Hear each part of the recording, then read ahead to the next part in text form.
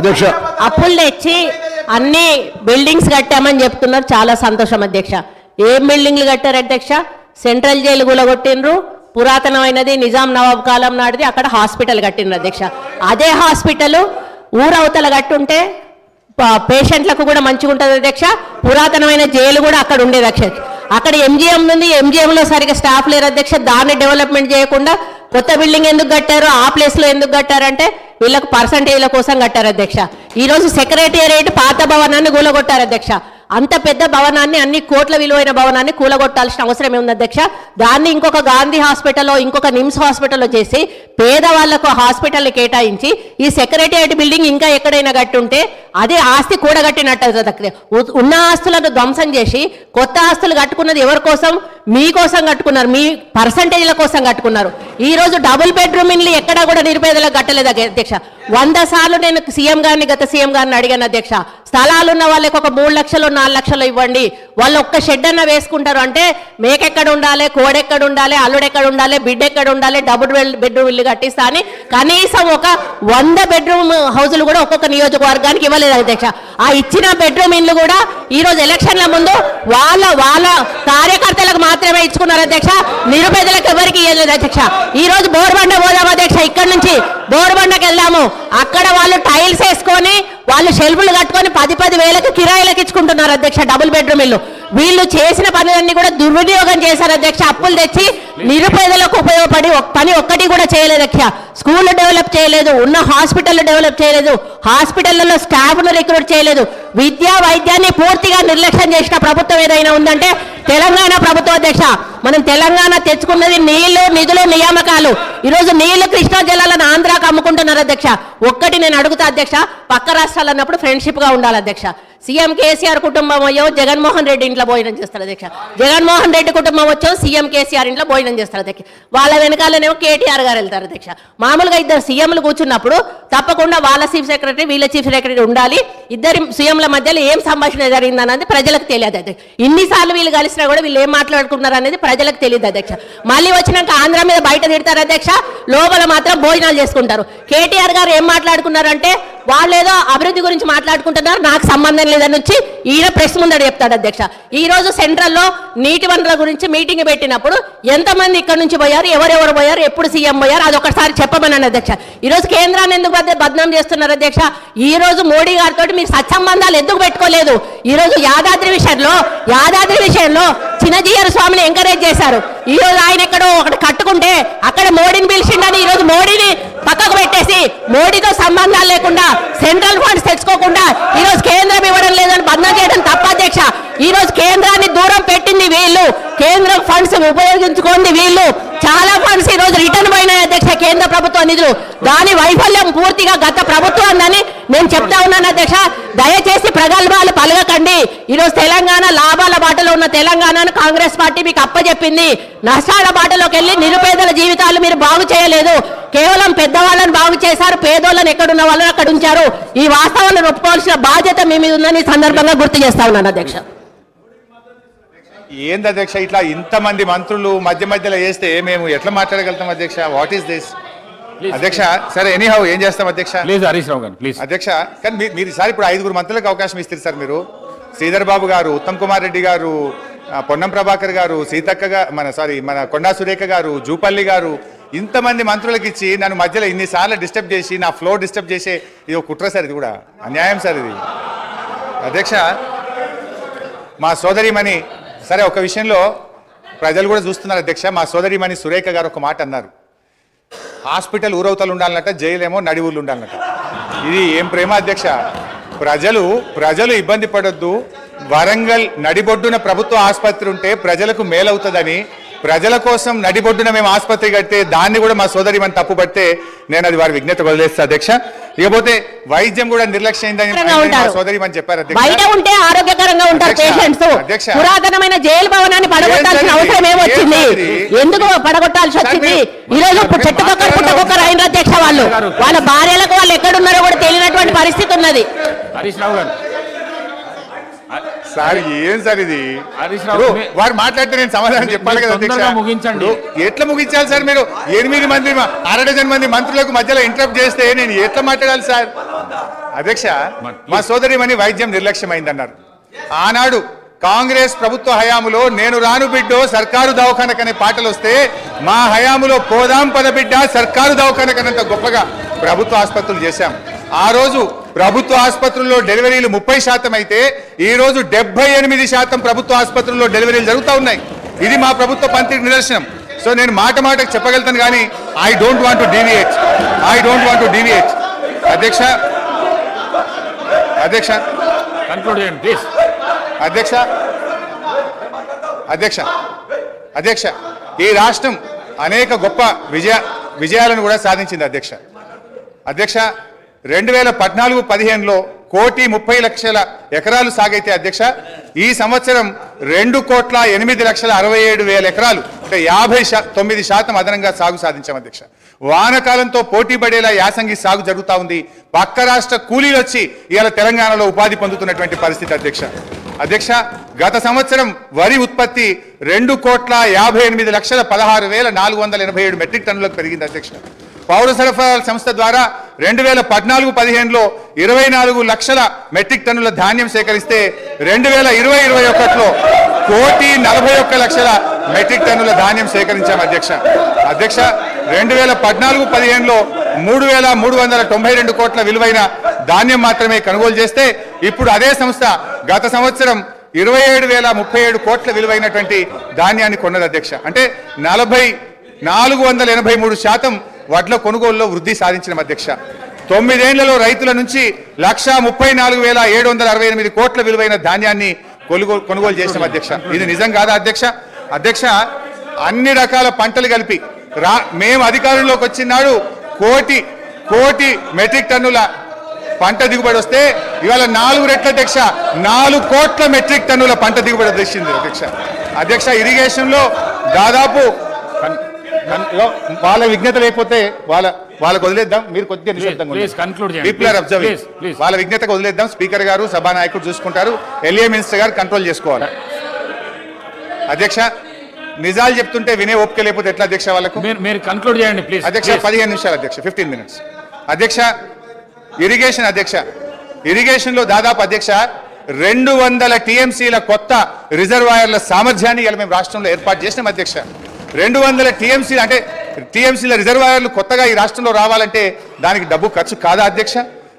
ఒక కాళేశ్వరం కానీ, పాలమూరు ఎత్తిపోతల పథకం కానీ, మిడ్మానేర్ కానీ, గౌరవెల్లి కానీ, కల్వకుర్తి, నెట్టంపాడు, భీమా, తుమ్మిళ్ళ ఈ పెండింగ్ ప్రాజెక్టులను పూర్తి చేయడం దాదాపు 200 TMCల కొత్త రిజర్వాయర్ల సామర్థ్యం తెచ్చిన అధ్యక్ష.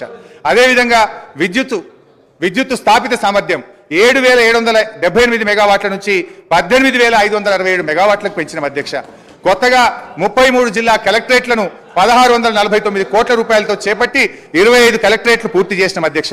రోడ్ల అధ్యక్ష కొత్తగా 8,218 కిలోమీటర్ల డబుల్ లైన్ రోడ్లు, 321 కిలోమీటర్ల 4 లైన్ రోడ్లు, 39 కిలోమీటర్ల 6 లైన్ రోడ్లు, 382 బ్రిడ్జిలు పూర్తి చేసి ఈ రాష్ట్రానికి ఆస్తిని క్రియేట్ చేసిన అధ్యక్ష. గురుకులాల అధ్యక్ష ఆ రోజు కాంగ్రెస్ పాలనలో 293 గురుకులాలుంటే 1,022 గురుకులాలకు పెంచిన అధ్యక్ష. అంగరంగ వైభవంగా 12,000 కోట్లతో యాదాద్రి దేవాలయం కట్టినాం. ఈ రాష్ట్రంలో దేవాలయాల అభివృద్ధికి 2,800 కోట్లు ఖర్చు పెట్టాం. ఐటీ ఉత్పత్తులు 57,000 కోట్ల నుంచి 2,41,000 కోట్లకు 4 రెట్లు పెంచినాం అధ్యక్ష. ఐటీ ఉద్యోగాలు 3,23,000 నుంచి 9 లక్షలకు దాదాపు 3 రెట్లు ఐటీ ఉద్యోగాలు పెంచాం అధ్యక్ష. మెడికల్ హెల్త్ డిపార్ట్మెంట్ లో నీతి ఆయోగ్ ఆ రోజు 11వ ర్యాంక్ ఇస్తే ఇవాళ 3వ ర్యాంక్ వచ్చింది అధ్యక్ష. మాతృ మరణాలు 92 నుంచి 43కు తగ్గించాం. శిశు మరణాలు 39 నుంచి 21కి తగ్గించాం. ఐసీయూలు 5 నుంచి 80కి పెంచాం. డయాలసిస్ సెంటర్లు 3 నుంచి 82కి పెంచాం. 500 బస్తీ దవాఖానాలు పెట్టాం. ఇలా బ్రహ్మాండంగా వరంగల్ హెల్త్ సిటీ టిమ్స్ ఆసుపత్రులు కట్టాం. మిషన్ భగీరథ ప్రతి ఇంటికి స్వచ్ఛమైన శుద్ధి చేసిన త్రాగునీరు అందించి ఫ్లోరైడ్ రహితంగా ఈ రాష్ట్రాన్ని మార్చాం. వర్షాకాలంలో అంటురోగాలు లేకుండా ప్రజల జీవన ప్రమాణాలు పెంచాం. మిషన్ కాకతీయ ద్వారా చెరువులు బాగా చేసి ఇవాళ నీటి సామర్థ్యాన్ని పెంచాం. ఆయకట్టును పెంచాం. పోలీస్ కమాండ్ కంట్రోల్ ను మన జిల్లాల్లో పోలీస్ కేంద్రాలు కట్టాం. గ్రౌండ్ వాటర్ టేబుల్ ఈ రోజు 56% గ్రౌండ్ వాటర్ టేబుల్ పెరిగింది. ఇవాళ గ్రౌండ్ వాటర్ దేశంలోనే అత్యధికంగా పెరిగినటువంటి రాష్ట్రం ఇవాళ తెలంగాణ రాష్ట్రం అధ్యక్ష. ఒక 10 నిమిషాలు ప్లీజ్. అధ్యక్ష ఇలా వెలకట్టలేని సామాజిక మార్పులు అధ్యక్ష. మిషన్ భగీరథలో ఫ్లోరోసిస్ ఇలా మటుమాయమైంది. మైళ్ళ దూరం ప్రయాణించి నీళ్లు మోసే బాధలు తప్పాయి. నిరంతర కరెంటు సరఫరాతో ఇన్వర్టర్లు, కన్వర్టర్లు, జనరేటర్లు మూలన పడ్డాయి. అర్ధరాత్రి పొలాలకు నీళ్లు వెళ్లి పెట్టే బాధలు తప్పాయి. పాము కాట్లు లేవు, కరెంటు షాకులు లేవు. రైతులకు మనోవేద లేకుండా చేశాం. ఎంతో మంది ప్రాణాలు కాపాడాం. వీటన్నిటికీ విలువ ఎలా కట్టాం అధ్యక్ష? నీళ్లు, కరెంటు సమస్యలు లేకపోవడంతో, రైతు బంధుతో, అన్నదాతకు భరోసా ఇచ్చే చర్యలు తీసుకోవడంతో రైతుల జీవితాల్లో ఇప్పుడిప్పుడే వెలుగొస్తా ఉంది. ఇలా భూముల విలువ కూడా ఎంత పెరిగింది అధ్యక్ష? ఇక్కడ ఉండే ఎమ్మెల్యేలకు కూడా చాలా మందికి భూములు ఉన్నాయి. 2014కు ముందు ₹1,00,000, 2,00,000 ధర లేని భూములు ఇవాళ పెద్ద ఎత్తున పెరిగింది అధ్యక్ష. అధ్యక్ష జస్ట్ ఐ విల్ కంక్లూడ్ అధ్యక్ష. అధ్యక్ష ఈరోజు ఒక విషయం అధ్యక్ష, ఐఎమ్ ట్రైంగ్ టు కంక్లూడ్ అధ్యక్ష. ఇలా ముఖ్యమంత్రి గారు ప్రాజెక్టులు కట్టినా, ప్రగతి భవన్ కట్టినా ప్రజల కోసమే కట్టిన అధ్యక్ష. కానీ వీళ్ళు ఏం చేసిందంటే అధ్యక్ష, ప్రాజెక్టుల మీద దుష్ప్రచారం, చివరికి ప్రగతి భవన్ మీద కూడా దుష్ప్రచారం చేసినారు. సరే, మొన్న గౌరవనీయులు బట్టి విక్రమార్క గారు ప్రగతి భవన్లో గృహప్రవేశం చేసినారు. చాలా సంతోషం, వారికి నా శుభాకాంక్షలు. అయితే అధ్యక్ష, గతంలో ఇదే నాయకులు ఏమని చెప్పింది అధ్యక్ష?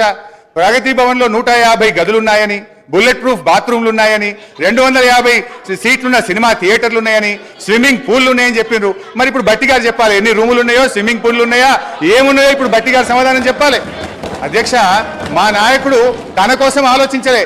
మొన్న ఆసుపత్రి నుంచి డిశ్చార్జ్ అయితే కనీసం ఆయన ఒక ఉండడానికి ఇల్లు కూడా కట్టుకోలే అధ్యక్ష.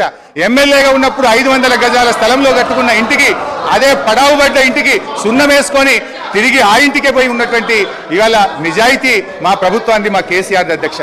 అధ్యక్ష, ఇలా కాళేశ్వరం విషయంలో కానీ, మేడిగడ్డ విషయంలో కూడా ఇదే బురద చల్లే ప్రయత్నం చేస్తూ ఉన్నారు. నేను చూస్తూ ఉన్నా. ఇవాళ ఉత్తమ్ కుమార్ రెడ్డి గారు వారు చాలా సందర్భాల్లో వారు కానీ వీళ్ళ నాయకులు కానీ చెప్తా ఉన్నారు. ఏమని చెప్తున్నారు? మేము సిట్టింగ్ జడ్జితో విచారణ జరుపుతామని చెప్తున్నారు. అధ్యక్ష, ఐ డిమాండ్ వెంటనే సిట్టింగ్ జడ్జితో విచారణ జరపండి. అధ్యక్ష, బంగారాన్ని నిప్పుల్లో దాన్ని కాల్చితేనే దాని మేలిమి బయటపడుతుంది.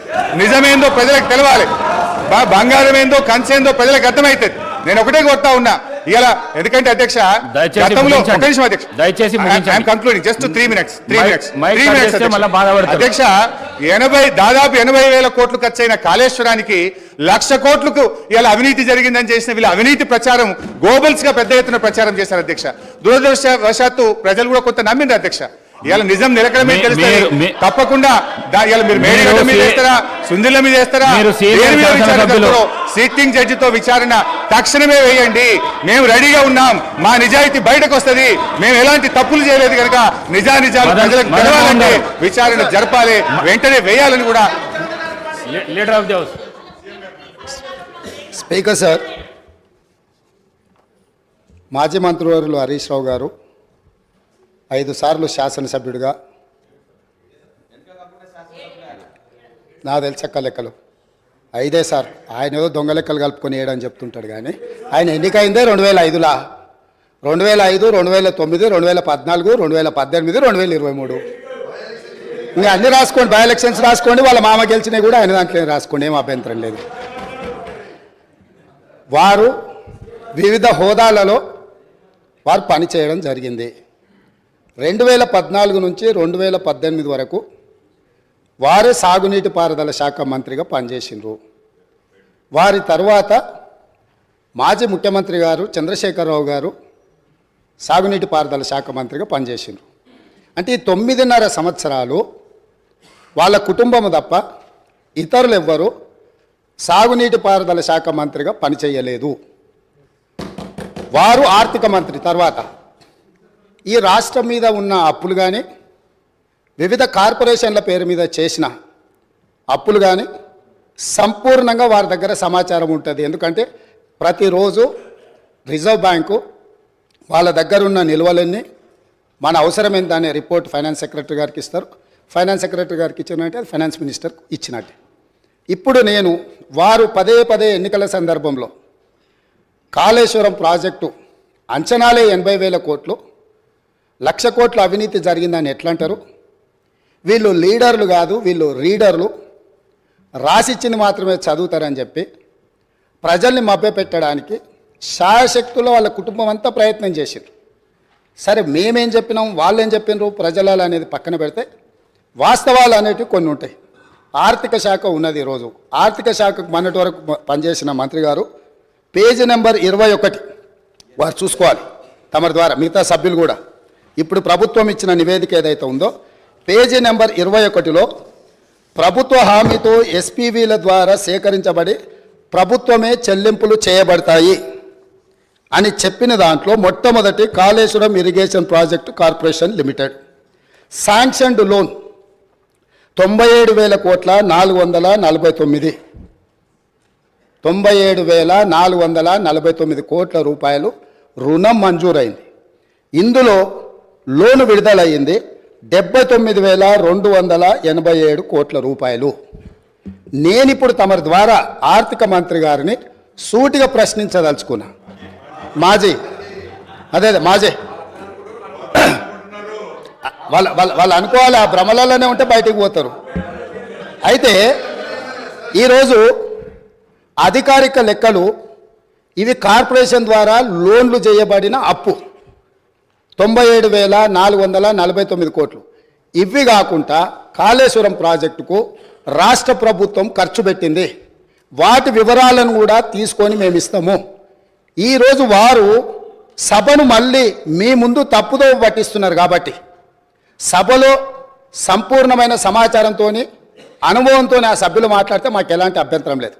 కానీ సభ ద్వారా తెలంగాణ రాష్ట్ర ప్రజలని తప్పుదోవ పట్టించి కాళేశ్వరం అద్భుతం అని చెప్పుకునే ప్రయత్నం ఏదైతే చేస్తుండ్రో, ఈ సభ ఇచ్చిన అవకాశాన్ని దుర్వినియోగం చేయడం అనేది ఇది దుర్మార్గమైన చర్య. కాళేశ్వరం ప్రాజెక్టు పూర్తి అంచనాలు నేను ఆర్థిక శాఖకు ఆదేశాలు ఇచ్చిన.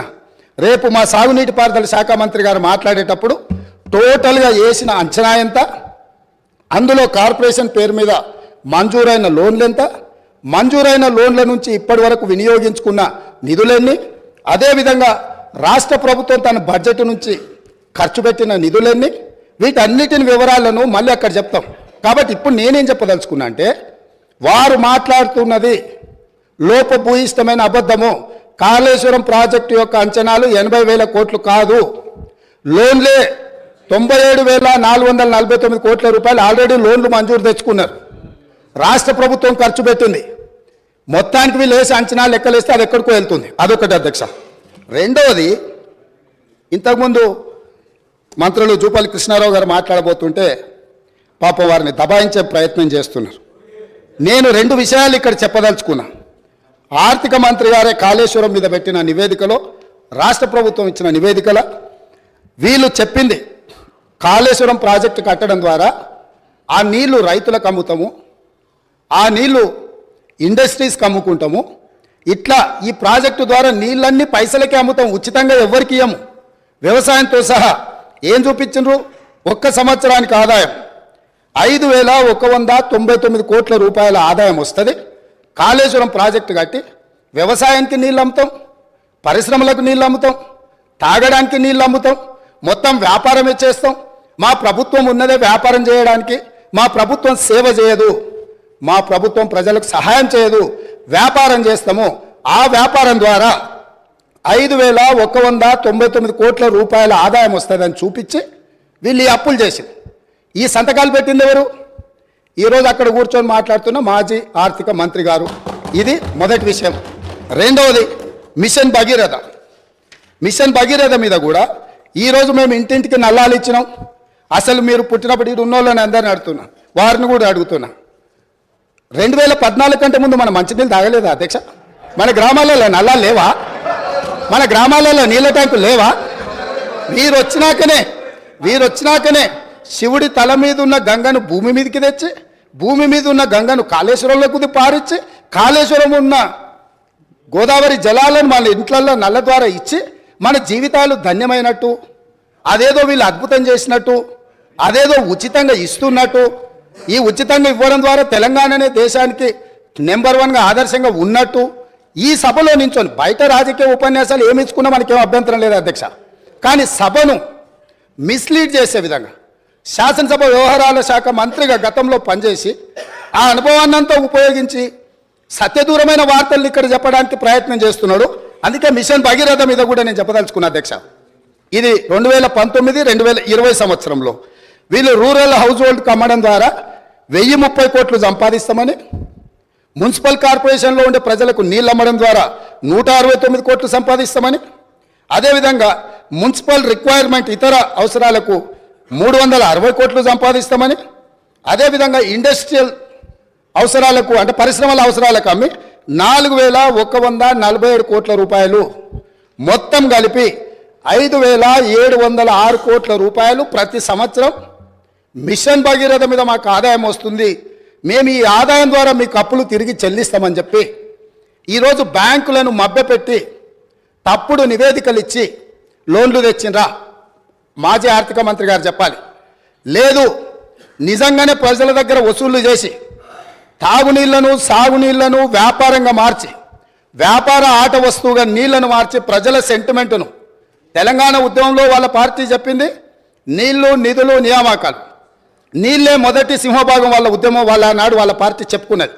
ఆ నీళ్ల ద్వారా వ్యాపారం చేసి దాదాపుగా ఒక్క కాళేశ్వరం ద్వారానే 5199 కోట్లు, మిషన్ భగీరథ ద్వారా 5706 కోట్లు, అంటే 10,800 కోట్ల రూపాయలు రైతులను పేద ప్రజలను ముక్కువిండి వసూలు చేస్తామని ఈ నివేదికలు ఇచ్చి అడ్డగోలుగా 1000 కోట్ల రూపాయల అప్పులు తెచ్చి ఇప్పుడు ఈ అప్పులను బయట పెట్టినప్పుడు అవును మా చేతగానితనం వల్ల, మా నిస్సహాయత లేకపోతే అవగాహన లోపం వల్ల ఈరోజు ఇట్లా తప్పు జరిగింది, కాబట్టి దీన్ని సరిదిద్దుకోవడానికి ప్రధాన ప్రతిపక్షంగా ప్రభుత్వానికి సహకరిస్తామని ముందుకు వస్తామని మాట్లాడాల్సిన విషయాలను పక్కన పెట్టి ఈరోజు దబాయిస్తున్నారు.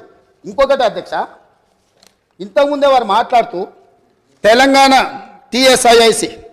టీఎస్ఐఐసి ద్వారా ఏవైతే లోన్లు ఉన్నాయో వాళ్ళే కట్టుకుంటారు, మాకేం సంబంధం లేదు అని, అసలు మేము కట్టాల్సిన పనే లేదని మాజీ ఆర్థిక మంత్రి గారు ఇదే సభలో అక్కడి నుంచొని చెప్పింది. వారు ప్రవేశపెట్టిన నివేదిక అధ్యక్ష, ఇది నేను ఎక్కడి నుంచి తీసుకురాలే. 31 జనవరి 2023 టీఎస్ఐఐసి హడ్కో లోన్లకు వీటన్నిటికీ మేము గ్యారంటీ ఇచ్చి మేము కడతామని చెప్పి వాళ్ళు ఇచ్చిన నివేదిక.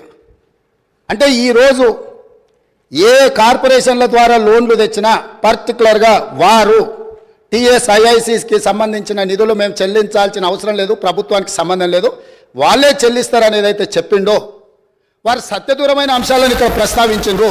కాబట్టి ఈరోజు వారిచ్చిన నివేదికనే ఇతరులు ఎవరో ప్రవేశపెట్టిండ్రు, వారికి సంబంధం లేదు, వారు చూడలేదు, వారికి అవగాహన లేదు అని అంటే మనకెవరికి అభ్యంతరం లేదు. కానీ వారిచ్చిన నివేదికనే తప్పుదోవ పట్టించి ఈరోజు వారు లేదు లేదు నేను మాట్లాడిందంతా గతంలో చెప్పింది ఒక రకము, ఇప్పుడు చెప్తున్నది ఇంకొక రకం అని చెప్పి వారు మాట్లాడే ప్రయత్నం చేస్తారు.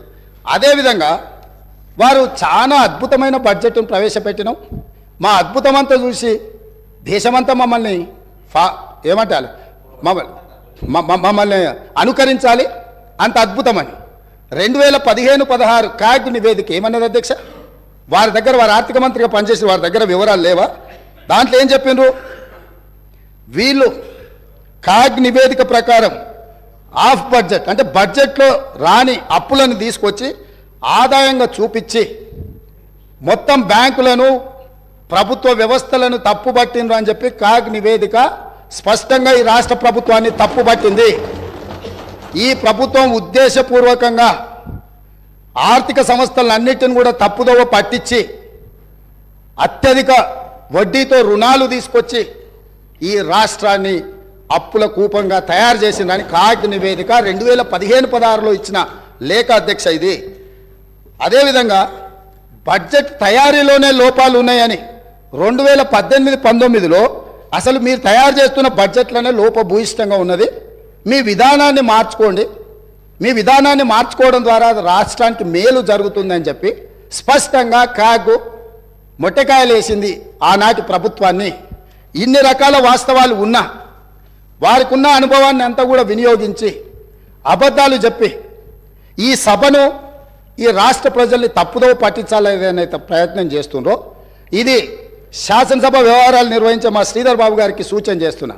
సభను తప్పుదోవ పట్టించే విధంగా సభ్యులు ఎవరైనా మాట్లాడితే ఆధారాలు లేని వివరాలను అన్నిటిగా ఆధారాలుగా ఉన్నట్టుగా చిత్రీకరించి సభలో తప్పుడు సమాచారాన్ని ఒకవేళ ప్రవేశపెడితే శాసనసభ వ్యవహారాలలో ఏ రకమైన చర్యలు తీసుకోవాలనో వాటిని ఒక్కసారి పరిశీలించాల్సిందిగా తమరి ద్వారా వారికి నేను విజ్ఞప్తి చేస్తున్నా అధ్యక్ష.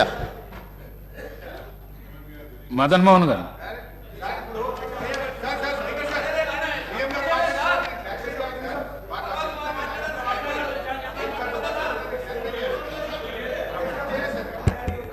Sir,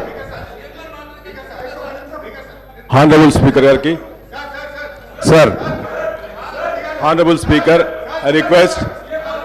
Sir, you have given enough time to him, sir. He already spoke 45 minutes, sir. We've been waiting.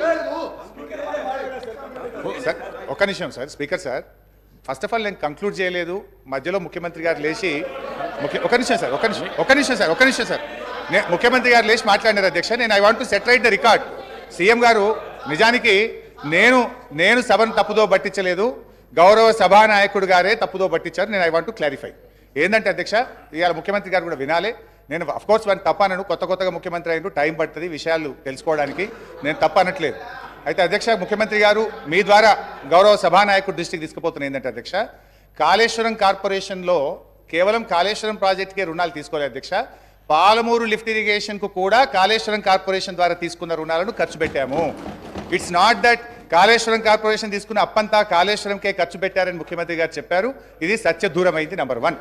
Number 2, నేను అంచనాలు అనలేదు. ఖర్చు పెట్టిందే 83 వేల కోట్లు దాటకపోతే ₹1,00,000 అవినీతి జరిగిందని, 1,00,000 కోట్ల రూపాయల అవినీతి జరిగిందని మా మీద బురద జల్లారు అని నేను చెప్పాను. ఖర్చు పెట్టింది అన్నారు. దాని ముఖ్యమంత్రి గారు అంచనాలు అన్నారు.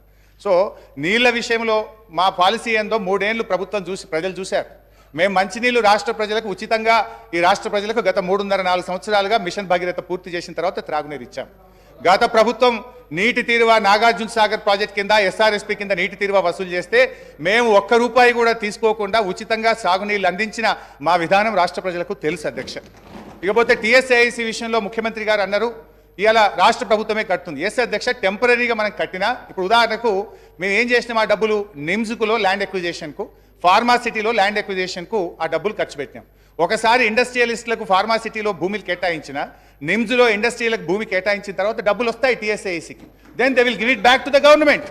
ఇది ఒక పాలసీ అధ్యక్ష. సో ముఖ్యమంత్రి గారు ఇలా మమ్మల్ని దబాయించాలని చూడడం కరెక్ట్ కాదు. నేను ఇంకా టైం ఇస్తే నేను చాలా డీటెయిల్గా చెప్పగలుగుతా కానీ, సో నేను క్లారిఫై చేసే ప్రయత్నం చేస్తున్నాను. I'm going to conclude sir. మీ సమయం అయిపోయింది. సార్ నేను కంక్లూడ్ చేస్తాను సార్. కంక్లూడ్ చేస్తాను. నేను ఎక్కువ చెప్పండి sir. Just 5 minutes I will conclude please. 5 minutes అధ్యక్ష. రాష్ట్రం అప్పుల కుప్పైతే అంతర్జాతీయ సంస్థలు రావు అధ్యక్ష. ఎక్కడైతే ఇన్ఫ్రాస్ట్రక్చర్ ఉంటుందో, ఎక్కడైతే పీపుల్ పర్చేస్ పవర్ ఉంటుందో, ఎక్కడైతే స్టేబుల్ గవర్నమెంట్ ఉంటుందో, ఎక్కడైతే ఏబుల్ లీడర్షిప్ ఉంటుందో అక్కడికే అంతర్జాతీయ పెట్టుబడులు వస్తాయి అధ్యక్ష. ఇవాళ చిన్నప్పుడు కూడా మనం సుమతి శతకంలో చదువుకున్నాం అధ్యక్ష. ఎప్పుడు సంపద కలిగినా అప్పుడే బంధువులు వత్తురది ఎట్లన్నన్, దెప్పలుగా చెరువు నిండిన కప్పలు 10,000 జేరుగదరా సుమతి. సంపద వసతులున్న చోటికే కంపెనీలు వస్తాయి, ఉద్యోగ ఉపాధి అవకాశాలు వస్తాయి అధ్యక్ష. నేను ఐ వాంట్ టు కంక్లూడ్ అధ్యక్ష. నేను ప్రభుత్వానికి ఒక విజ్ఞప్తి అధ్యక్ష. I'm just appealing to the government అధ్యక్ష. ఈరోజు ఫైనల్గా నేను గవర్నమెంట్ చేసే అపీల్ అధ్యక్ష. ఇలా ప్రజల నిర్ణయం శిరోధార్యం వహించాలి. ప్రజలకు వాళ్ళకి అవకాశం ఇచ్చిండ్రు, మమ్మల్ని ఇక్కడ కూర్చోబెట్టినారు. వి యాక్సెప్ట్ దట్ అధ్యక్ష. నేను ఒకటే అంటే, సంపూర్ణ మెజార్టీతో ప్రజలు మీకు అవకాశం ఇచ్చినప్పుడు మీ తెలివితేటల్ని, మీ విజ్ఞతను ప్రదర్శించి నిధులు సమకూర్చుకోండి, రాష్ట్రాన్ని ముందుకు నడపండి. అంతేగాని మమ్మల్ని బదనాం చేయాలని, మమ్మల్ని తిట్టుకుంటూ బతికే ప్రయత్నం చేయొద్దు. ఏమర్థమైతుంది? మేమంటే మీకు అంత భయమా? మమ్మల్ని అప్రతిష్ట పాలు చేస్తేనే మీకు రాజకీయ భవిష్యత్తు ఉంటుంది అన్నట్టుగా మీరు భావిస్తున్నట్టుగా ఇలా ప్రజలు అనుకుంటా ఉన్నారు అధ్యక్ష. మేము మంచినీళ్ళ సమస్య ఇచ్చినాం, ప్రతి బస్తీకి నీళ్ళు ఇచ్చినాం, ప్రతి గ్రామానికి ఇచ్చినాం. మీరు 24 గంటలు మంచినీళ్ళు ఇచ్చి మాకంటే మంచి పేరు తెచ్చుకోండి, శబాష్ అనిపించుకోండి. మేము వద్దంటామా? వి అప్రిషియేట్ అధ్యక్ష. మేము కరెంట్ సరఫరా చేసినాం, నాణ్యమైన కరెంట్ ఇచ్చినాం అధ్యక్ష. మీరు ఇలా ప్రజలకు ఉచిత విద్యుత్ ఇస్తామన్నారు. 90 లక్షల తెల్ల రేషన్ కార్డు దారులకు 200 యూనిట్ల ఉచిత విద్యుత్తు కోతలు లేకుండా అందించి ప్రజలకు ఇచ్చిన మాట నిలబెట్టుకునే ప్రయత్నం చేయండి. ఇలా గ్యాస్ సిలిండర్ ఇస్తామన్నారు. ప్రతి తెల్ల రేషన్ కార్డు ద్వారాకి సంవత్సరానికి 12 గ్యాస్ సిలిండర్లు ఇచ్చి మీరు ఇచ్చిన మాట నిలుపుకొని ప్రజల్ని ఒప్పించే ప్రయత్నం చేయండి అధ్యక్ష. లాస్ట్ క్లోజ్ చేస్తాం అధ్యక్ష. వ్యక్తులుగా మనం ఉంటాం పోతాం, ప్రజల ప్రయోజనాలు ముఖ్యం. రాష్ట్ర భవిష్యత్తును దెబ్బతీసే పద్ధతి వద్దు. రాష్ట్ర పరపతిని దిగదార్చే దుష్ప్రయత్నాలను మానుకోండి. ఒక చిన్న పుకార్తో స్టాక్ మార్కెట్ కుప్పకూలిన సంఘటనలు చూసాం.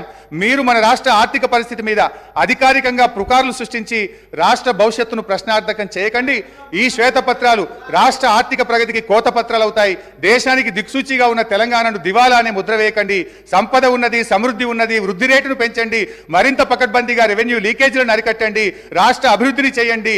అంతేగాని ఈ దుర్మార్గకు దుష్ప్రచారాలతోని దయచేసి బురద జల్లే ప్రయత్నం చేయొద్దు. This is my sincere and honest appeal to the government. Thank you.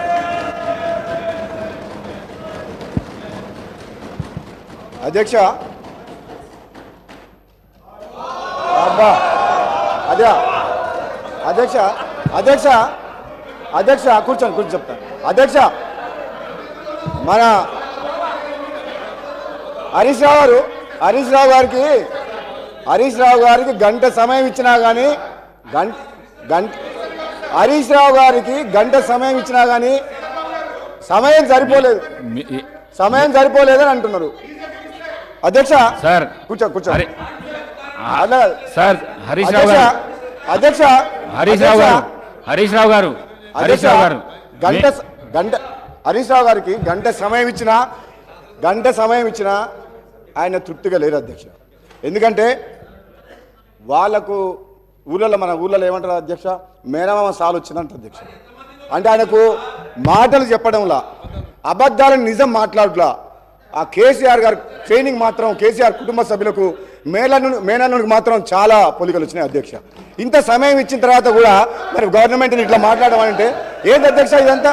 అధ్యక్ష నేను ఎందుకు చెప్తున్నా అంటే మన వ్యక్తిగతంగా నా పేరు తీసుకుంటే అధ్యక్ష, వ్యక్తిగతంగా నన్ను ఏమన్నాడు, నేను ప్రసంగానికి అడ్డు తగులుతే ఏమన్నాడు, నువ్వు ఎంత మొత్తుకున్నా నీకు మంత్రి పదవి రాదు అని అన్నాడు అధ్యక్ష. సభా సాక్షిగా మైక్లో ఏమన్నాడు, నేను అడ్డుకుంటుంటే నువ్వు లేచి నిలబడితే మంత్రి పదవి రాదు, కూర్చో అన్నాడు అధ్యక్ష అన్నాడు. నేనేమంటున్నా, నువ్వెన్నేళ్ళు కష్టపడ్డ హరీష్ రావు గారు కేసీఆర్ తర్వాత కేటీఆర్ అవుతారు కానీ నీకు మోసం జరుగుతుంది కానీ వాళ్ళు ఏం చేయరు నీకు. నువ్వు మాత్రం ఎంత కష్టపడ్డా నిన్ను వాళ్ళు నీకు తండ్రి కొడుకులు వాడుకుంటారు తప్పితే నీకు అక్కడ న్యాయం జరగదు. అధ్యక్ష ఒక్క నిమిషం అధ్యక్ష నాకు కంప్లీట్ అయిపోతుంది. ఒక్క నిమిషం నన్ను ఒక మాట అధ్యక్ష, నాకు క్లారిఫికేషన్ ఇస్తున్నా. నాకు మంత్రి పదవి రావాలన్నా వద్దా మా ముఖ్యమంత్రి గారు మా అధిష్టానం నిర్ణయం తీసుకుంటుంది. నిన్ను మాత్రం తండ్రి కొడుకులు వాడుకున్నంత అన్నట్టు మాక్సిమం వాడుకుంటారు అధ్యక్ష. నేను చెప్తాను అధ్యక్ష. ఇంకొక మదన్ మోహన్ గారు సార్, హానరబుల్ స్పీకర్ గారికి sir, first time sir, please honourable speaker గారికి I want to thank you to my leader Soniaji, Mallikarjun Khargeji and CM గారికి, మా క్యాబినెట్ మినిస్టర్ సీనియర్స్ అందరికీ I want to say thank you sir. I want to start the sir, please stop them, please stop them sir. ఈరోజు BRS పార్టీకి ఇంకా మత్తు దిగలేదు sir. ఆయన he has forgotten, Mr. Harish Ravu has forgotten that he has lost, he is not anymore finance minister in BRS party. Today the mandate has been given to the Congress party. Honorable CM garu is a leadership. వాళ్ళకి ఇంకా అర్థం కావట్లేదు sir. Sir ఏం మాట్లాడుతున్నారు? Please దయచేసి 2014 లో నేను ఇస్తా అవకాశం, 2014లో హరీష్ రావు గారికి ఇస్తా, నేను అవకాశం ఇస్తా సార్. Please stop. 2014లో వాళ్ళు మాట్లాడుతున్నారు దయమైన పరిస్థితి ఉందని చెప్తున్నారు. ఇది మంచి ప్రాక్టీస్ కాదు, వెళ్ళకు రావద్దు. నేను అవకాశం ఇస్తా హరీష్ రావు గారికి 45 minutes ఇస్తా, 45 minutes చేసుకో, అవకాశం ఇస్తా హరీష్ రావు గారికి అవకాశం ఇస్తా. రావద్దు దయచేసి, దయచేసి మీ సీట్లకు వెళ్ళండి సార్. మీ సీట్లకు వెళ్ళండి. The people have given a mandate, sir. Honorable CM గారి లీడర్షిప్ లో the Congress party has been given mandate. వాళ్ళకి అర్థం కావట్లేదు సార్. వాళ్ళకి వాళ్ళ స్టోరీస్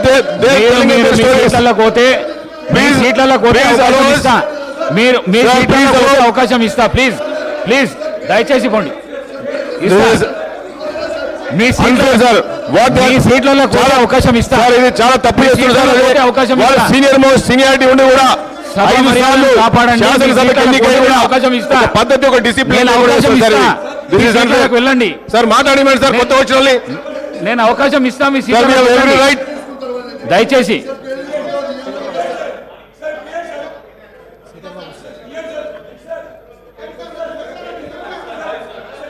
అధ్యక్ష, sir, let the house be in order, sir.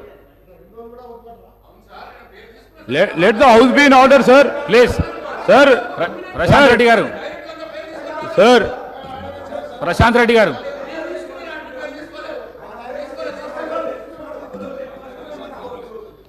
Sir, అనేక సందర్భాల్లో వారి ప్రభుత్వంలో ఉన్నప్పుడు పేర్లు తీసుకున్నారు సార్. తీసుకున్నప్పుడు వీలున్నప్పుడు అధ్యక్ష స్థానంలో ఉన్న పెద్దలు శ్రీనివాసరెడ్డి గారు అవకాశం ఇచ్చేవారు.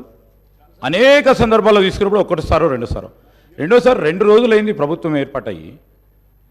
ఈరోజు ప్రభుత్వంపై ఈ విధంగా ఎదురు దాడి చేయడం, స్పీకర్ చైర్పై అస్పర్షన్ క్రియేట్ చేయడం, స్పీకర్ చైర్ దగ్గరకు వచ్చి స్పీకర్ని ఇబ్బంది పెట్టడం, స్పీకర్ గారి చైర్కు సంబంధించి కొత్తగా ఎంపికైన శాసనసభ్యులు వచ్చి బెదిరించడం, ఇది సరికాదు సార్. ఇది సరికాదు sir. This is against legislative rules procedure sir.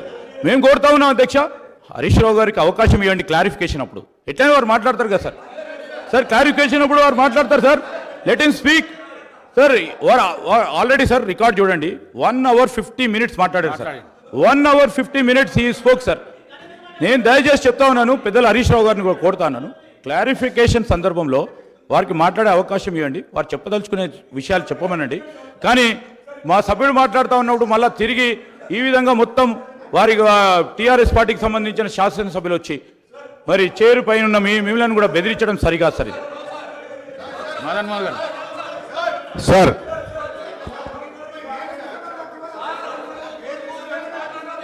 Sir, honourable speaker గారికి దయచేసి ఒక్కసారి సార్, ఈరోజు బీఆర్ఎస్ పార్టీ ఒక్క నిమిషం హరీష్ రావు గారు మాట్లాడండి. స్పీకర్ సార్, ఒకటే మాట సార్. కానీ హరీష్ రావు గారు, మీరు చాలా సీనియర్ శాసనసభ్యులు, కొత్తగా గెలిచిన వాళ్ళు వెళ్ళకు పంపించడం ఇది మంచి పద్ధతి కాదు. ఇది సభా సాంప్రదాయాలను మా దిక్కు చూడకపోతే దయచేసి ఈ విధంగా మాత్రం చేయకండి. మాట్లాడండి సార్. ఒక్క నిమిషం సార్. ఇప్పుడు ఎలియా మినిస్టర్ గారు కూడా చెప్పాలి. నేను మాట్లాడినప్పుడు 8 మంది మంత్రులు అధ్యక్ష, మేము 10 ఏళ్ళు కూర్చున్నాం అక్కడ. ఒకరోజు కాదు, 2 రోజులు కాదు. అరే పట్టుమని 2 రోజులు కూడా ఓపే పట్టకపోతే ఎట్లంటే మనం వెళ్ళకు రావట్లేదు. ఇది ఎక్కడ న్యాయం? ఏమైనా తప్పు మాట్లాడారా? మీరు మాట్లాడిన దాని మీద ఆయన ఏదో మాట్లాడాడు. మీరు మొన్న మాట్లాడారు కదా ఒక్క నిమిషం రాజగోపాల్ గారు కూర్చోండి.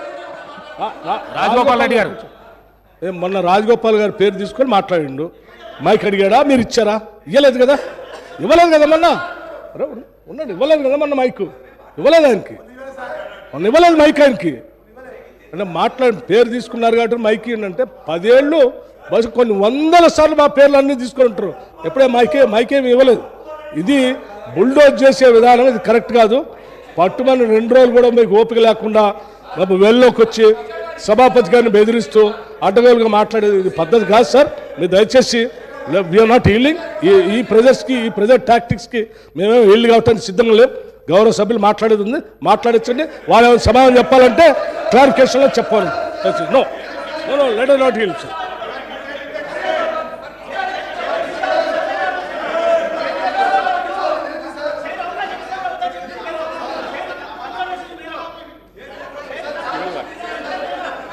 సార్.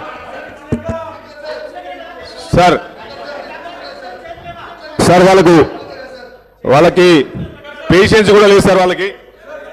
పేషెన్స్ కూడా లేదు. ఒక 10 నిమిషాలు మీరు ఒక గౌరవ సభ్యునికి, ప్రభుత్వ సభ్యునికి అవకాశం ఇస్తా అంటే 10 నిమిషాలు లేదు సార్. 2 hours 1 hour 54 minutes మాట్లాడింది సార్ వాళ్ళు. This is unfair sir. 1 hour 54 minutes. ఇదేంటి సార్? ఇది 10 సంవత్సరాలు రూల్ చేశారు కదా సార్. 10 సంవత్సరాలు రూల్ చేసింది కదా.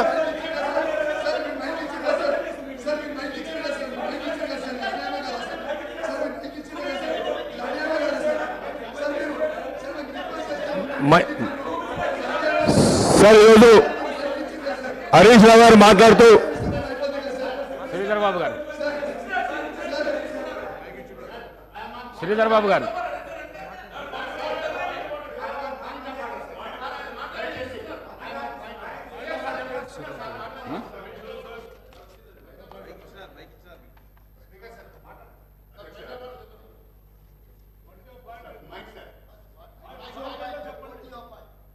మైక్ రావడం లేదు సార్. అధ్యక్ష, అదే చెప్తున్నాను. పాయింట్ ఆఫ్ ఆర్డర్ వినరా? ఓకే లేదా? I'm coming to that point. I'm coming to regulate the business. Speaker has every right to regulate the business. That is my point of order. నేనేమంటా sir అంటే, legislative affairs minister గారు మాట్లాడుతూ వారు చాలా స్పష్టంగా ఒక సజెషన్ ఇచ్చారు, హరీష్ రావు గారికి టైం ఇవ్వమని. And you are kind enough, మీరు హరీష్ రావు గారికి టైం ఇచ్చారు. మళ్ళీ డిప్యూటీ సీఎం గారు లేచి మిమ్మల్ని డిక్టేట్ చేస్తూ మీరు టైం ఇవ్వద్దు అని అంటే ఇది ఎక్కడ సభ సాంప్రదాయం సార్? లెజిస్లేటివ్ అఫేర్స్ మినిస్టర్ ఒకటి మాట్లాడతాడు. మీరు దయచేసి సభని మిస్గైడ్ చేస్తున్నారు. నేనేం డిక్టేట్ చేయాలి, నేనేం చెప్తున్నా అంటే no sir, that's not correct. చెప్పారు కాబట్టి మైక్ ఇచ్చారు, అదో పెట్టి ఏదో మాట్లాడుతూ ఉంటే చాలని చెప్పారు. నో దట్స్ నాట్ కరెక్ట్ అండి. I'm sorry, that's not correct sir. మీరు గౌరవ సభ్యులు, సీనియర్, మీరు అట్లా మిస్గైడ్ చేయకూడదు. నేను చెప్పింది ఒకటి, మీరు మాట్లాడేది ఒకటి. ప్లీజ్.